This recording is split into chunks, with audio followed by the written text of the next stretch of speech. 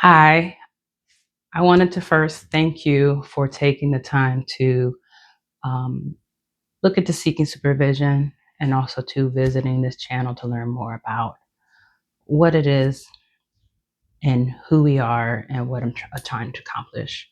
I wanted to create this particular video just to introduce myself and also to share with you my why. I think that that's something that's very important because seeking supervision isn't just a platform to convene. It has a lot of meaning for me. Um, so, as you probably have come to know, I am Anisha Grady. I am originally from Cleveland, Ohio, a graduate of Case Western Reserve University's Mandel School. And I have been in the field of social work for over 17 years now in a plethora of different areas. And I found out that once I graduated from grad school, I was without work for about the first year. And more so, when I did acquire work, it was in a field that did not require my degree. And so I did data entry for the Visiting Nurses Association. And they're just attempting to try to get um, connected to the social services field. I was there for about a year or so, doing data entry every day, clack, clack, clack, clack, clack, right? And so during that time, back then, you were able to graduate with your master's degree and then immediately test when you were ready. So I was attempting to pursue my uh, bachelor's level license, my LSW, and from there, attempting to eventually test for my independent license. Well, funny story is that I uh, accidentally registered for the wrong exam.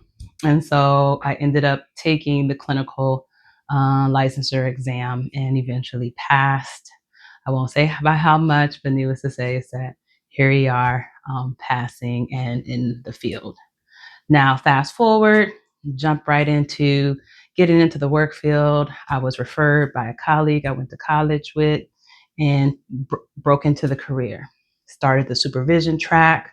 But then, as you're in early in your stages, you begin to, um, want to expand and grow. My first agency that I was under offered supervision, but then also to recognizing I was there for a couple of years, wanted to grow. And also, too, licensures are not always the best match, right?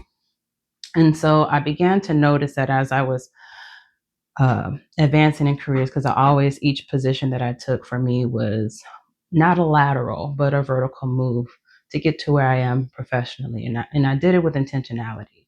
But I began to realize that finding a supervisor was extremely hard. I would interview for positions, and the supervisors or hiring managers would say that they offer supervision, but it was not under my license. So I was still doing the expertise of clinical work and professional development, but it wasn't counting towards my hours. And it took me well over 7 years to get my hours to even apply for my independent licensure. And so I remember back in like 2015, I was working at a managed care insurance company, and I was like desperate because the job had supervision, but the supervisors providing the supervision were capped. And I remember just calling people, anybody that I knew that had an S, like, please, can you please provide me supervision? It was limiting my ability to get promoted in the role that I was in. I'm seeing everybody that was advancing because they had their license and I wasn't. It wasn't because I wasn't a hard worker. It wasn't because I wasn't intentional, but I just could not find anyone. So I remember this was way before like the App Store really became popular and things like that. But I remember going on to like Google. I literally typed in seeking supervision to see if something would pop up, and nothing was there. But I want to say thank you to those along this journey. It was very fragmented, people giving hours here and there to where I was able to finally acquire enough hours to qualify for my license. And I had been in the field for a number of years. And it was there that I was able to begin to apply for additional roles. But I say all that to say is that No one should have to beg for the thing that they've worked so hard for and to earn. And I think about all the time, where would I be professionally had I been able to acquire my hours in the first 2 to 3 years that is, designated to be, had I had consistent supervision. And I don't want that for you. In 2020, COVID hit, and I was in private practice. I had my own private practice, and people were just calling left and right, especially those who are minority. And caseloads were full. And so from there, it's just like, who do I refer to? And so I began to put two and two together that there's this disconnect, there's this divide that is happening between the supervision licensure and access to care. And I wanted to bridge that gap. Now, I'm not saying supervision is the sole reasons for the astronomical wait list. There are a plethora of confounding variables, but the one bottleneck that I am tackling has personal pain point for myself is supervision and access to supervision.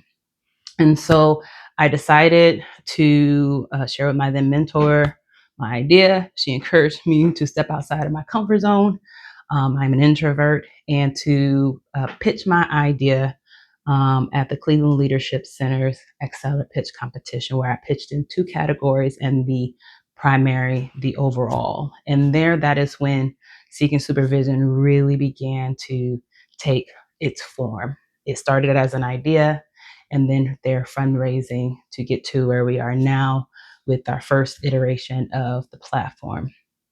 And ultimately, I want it to be a place where it can convene those who really want to provide the services ethically. I'm really about professional development and connecting it with those who want to. I did some due diligence, contacting our board just to make sure that if a supervisor is agreeable to do volunteer work, because I know as a student or, second semester, second year student or recent grad like myself, if you don't have a position in the field, you can't get the hours. And that right there is a limit. And so I wanted to just remove all barriers so that you can get what you need. And so I just wanted to share a little bit about myself. This is a journey that we're on, and I just wanted to make it more accessible for you. Please, I'm interested to know if you feel led to, as you start your journey, share with me how many hours you're starting off with, and let me know when you've completed your hours so that we can celebrate that, because ultimately that's what matters the most to me, is that you qualify to get your license, to make that advancement in your career, to get that extra pay. And so if you have any questions, email me and I will do the best that I can to answer them. But I'm really here for you. Seeking Supervision is here for you. No one should ever have to beg for supervision again.